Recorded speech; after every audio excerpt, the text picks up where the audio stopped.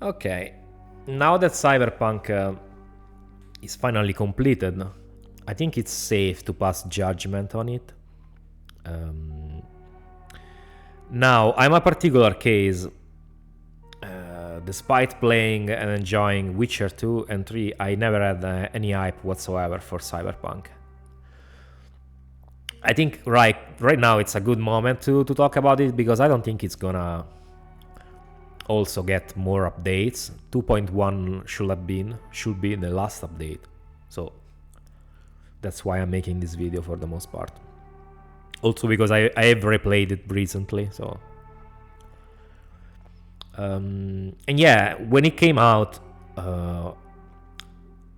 it was not what it was promised, and it was riddled with bugs. But I found it amusing in a way, because I was kind of expecting it to be a flop, because the hype was just too high. Usually, when a game has this kind of hype, it never works out well. History teaches you. But now, after 3 years, actually more than 3 years of updates,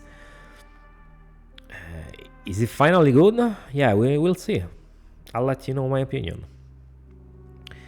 From what I had heard and seen at the time, I'm talking about the release. The game's biggest problems were bugs, missing features, and that had been promised. On consoles, it was also performance, because at launch, the consoles version only got the old gen version, like the PS4 and the Xbox One. The actual next gen version will come out like 1 year later, I think. So yeah, the game was running very badly on old gen consoles, and people were playing the old gen version on next gen PS5 and Xbox Series, but the game was still optimized only for the old gen of consoles. So it ran like shit, honestly. And so after the clusterfuck that the launch was, they slowly started working on patches to fix the game.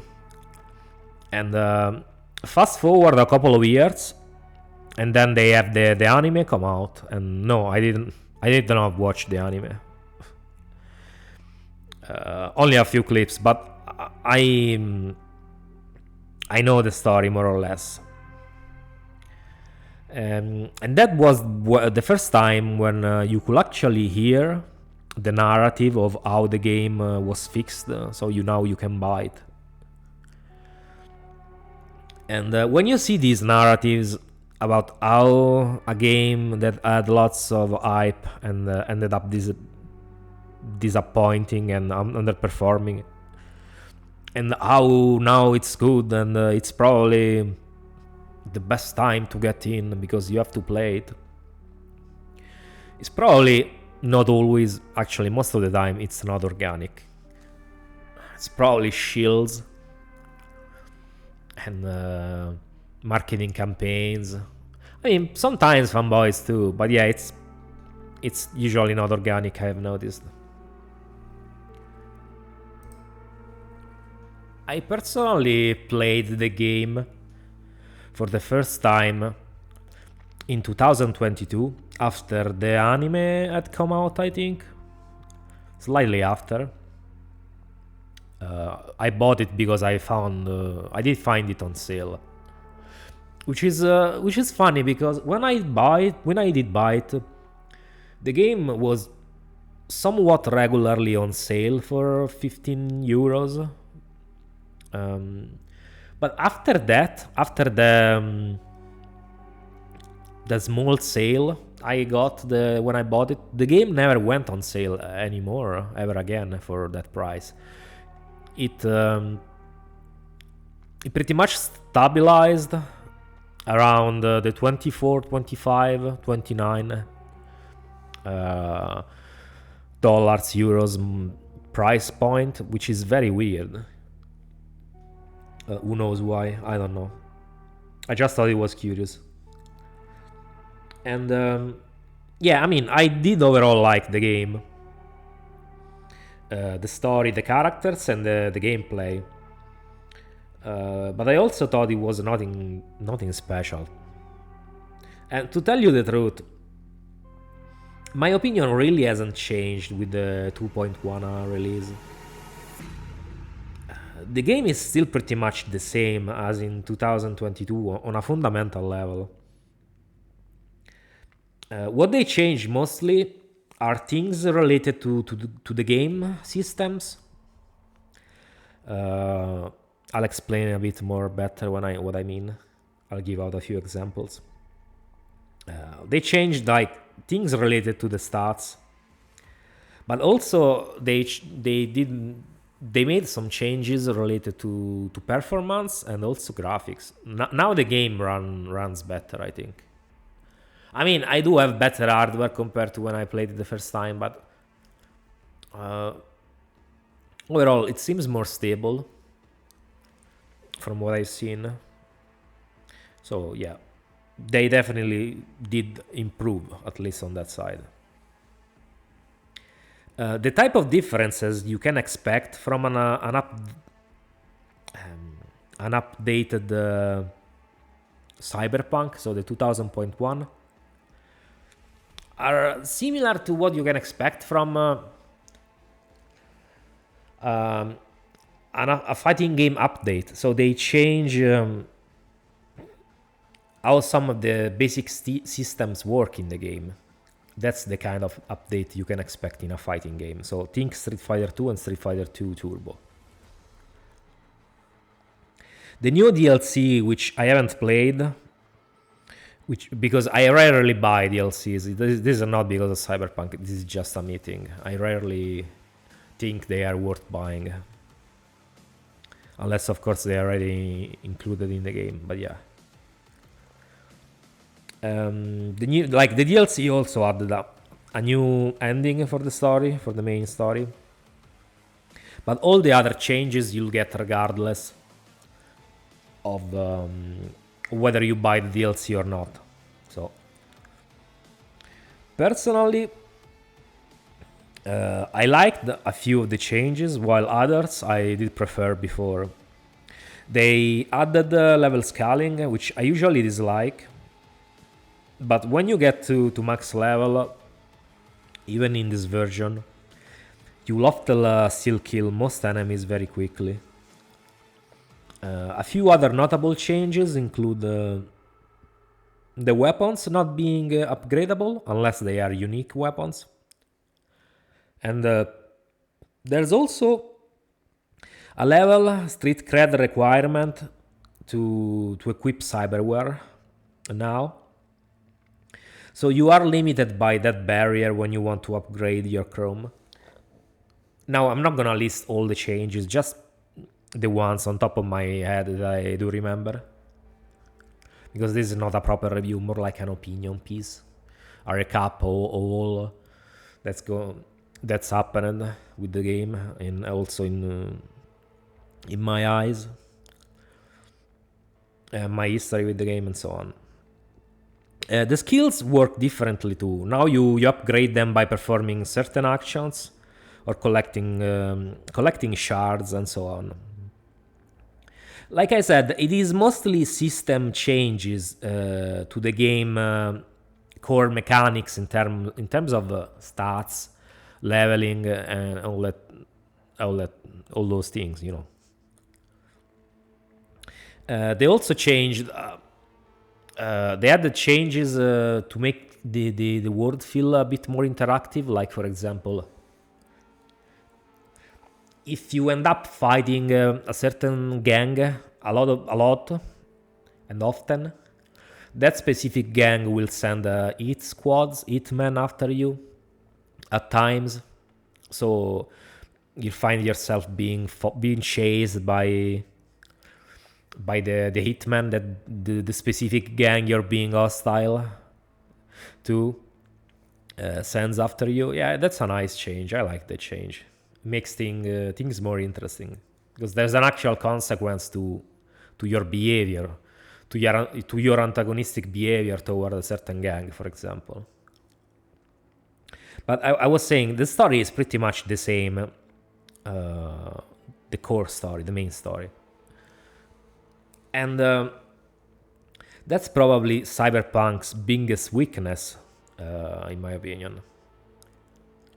Now, don't get me wrong, I like the story, but the problem with it is that it limits you in what you can do. The whole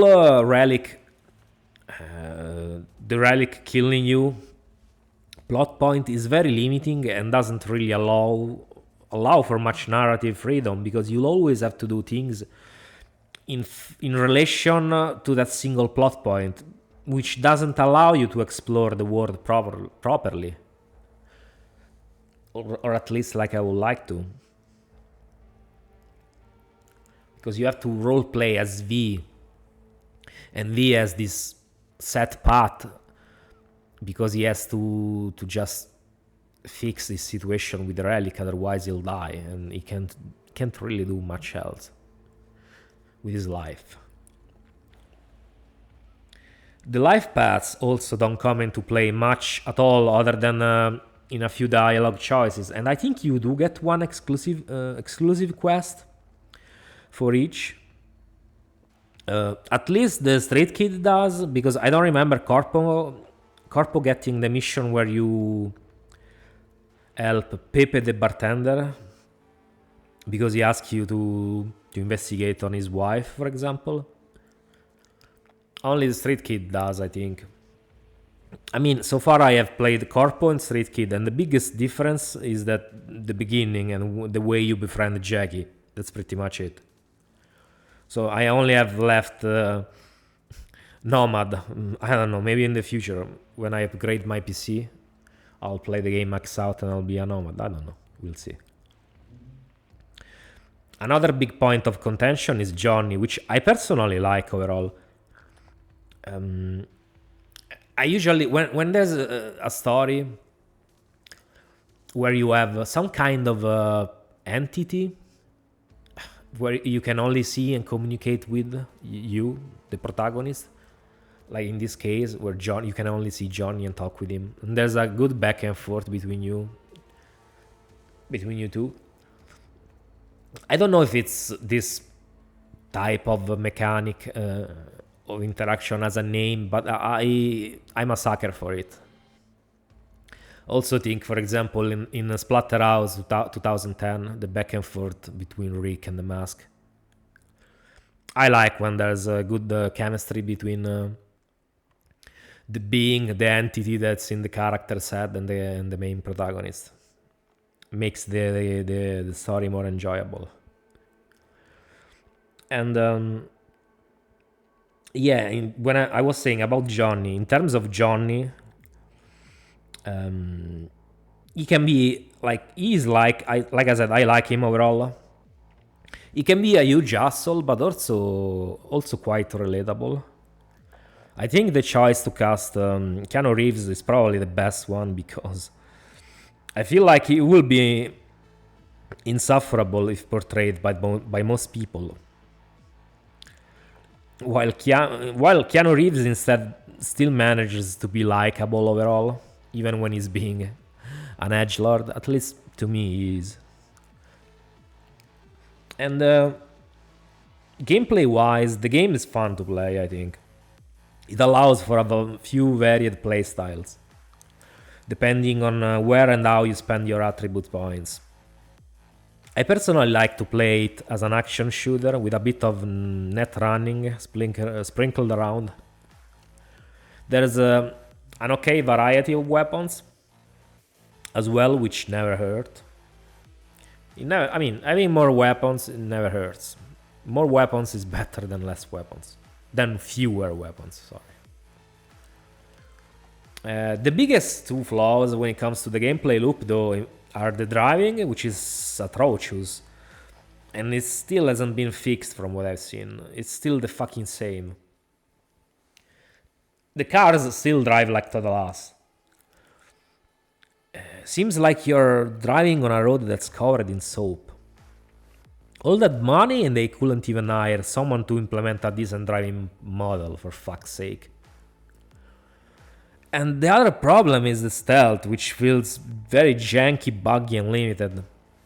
I'd rather just not play stealthily at all, unless I kind of have to, like in the case if the mission, if the fixer asks you to be stealthy.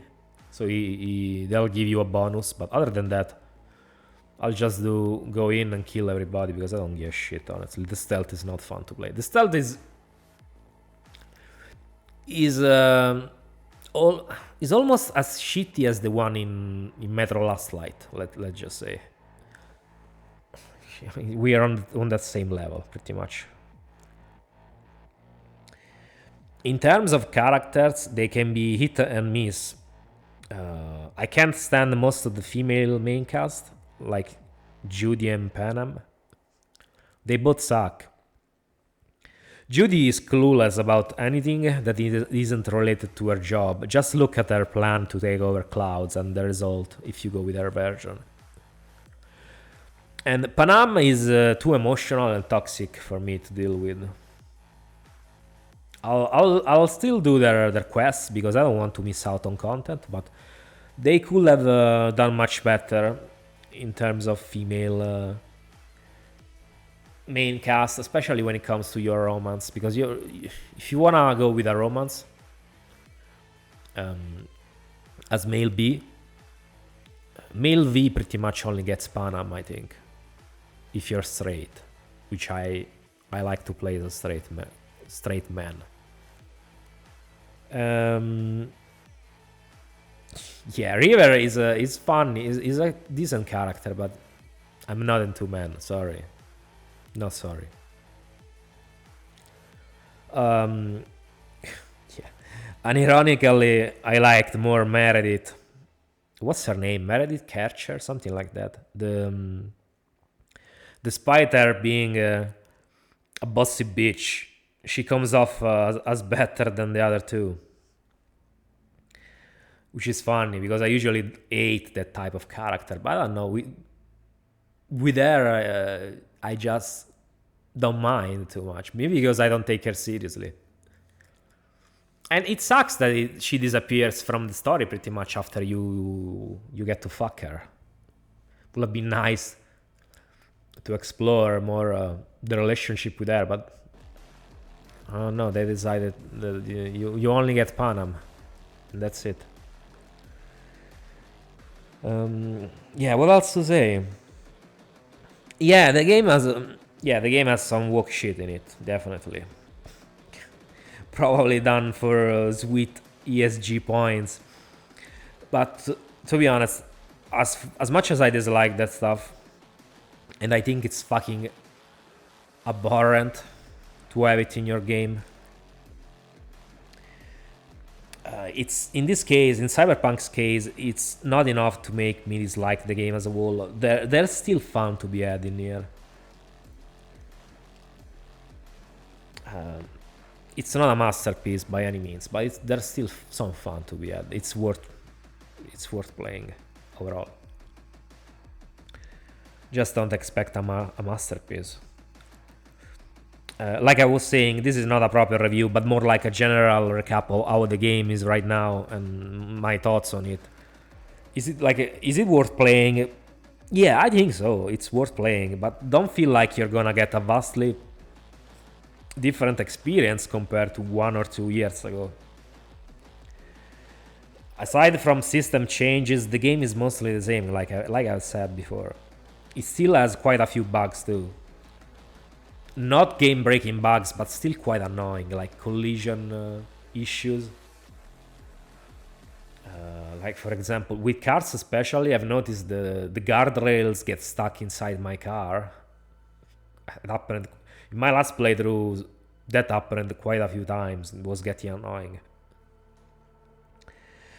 And so the whole narrative of the game being fixed is more like a marketing ploy, in my opinion. They made it presentable, but fundamentally it's still the same the same game. It's a fun but very flawed game. So if you haven't played it, play it, but don't expect too much because it's not a masterpiece. It's a decent game, it's a fun game, but it's a very flawed one as well. And it's not a very good RPG because there's barely any RPGing in this game. It feels more like a Far Cry with some stats and leveling up sprinkled here and there, but it's not a proper RPG in my opinion. And when it comes to the sequel, yeah, they have announced a sequel, but honestly, I'm not expecting anything good from the sequel because they're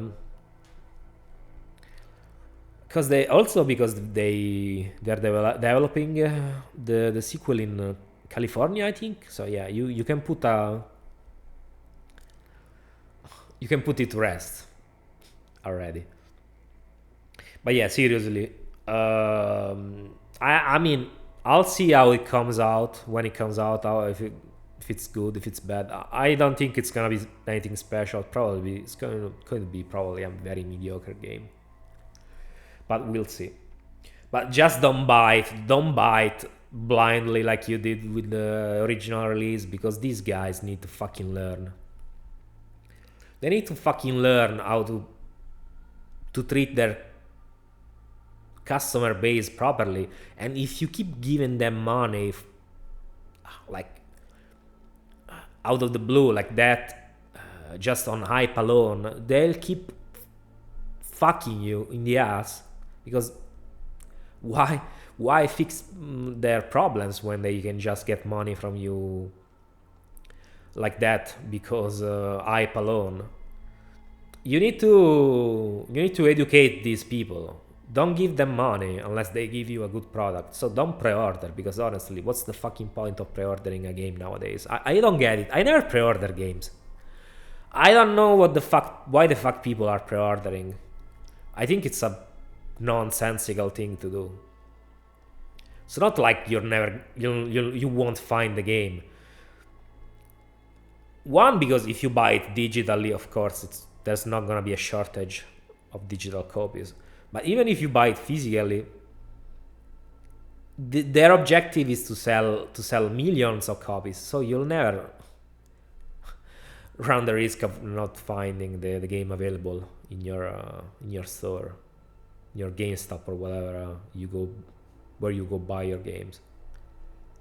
So yeah, hopefully when the sequel comes out, which I don't think it's gonna be anytime soon, because I think the next Witcher is probably gonna come out soon, like before the next Cyberpunk. But yeah, I don't know. We'll see how it goes. Just like I said, don't expect too much from CD Projekt at this point, because I think they are on the decline at this point. And this is it for the video. Let me know what your thoughts are on the game, if you like it, dislike it, what your experience was with it. And as usual, I'm eager to read your comments, and I'll see you on the next video. Bye bye.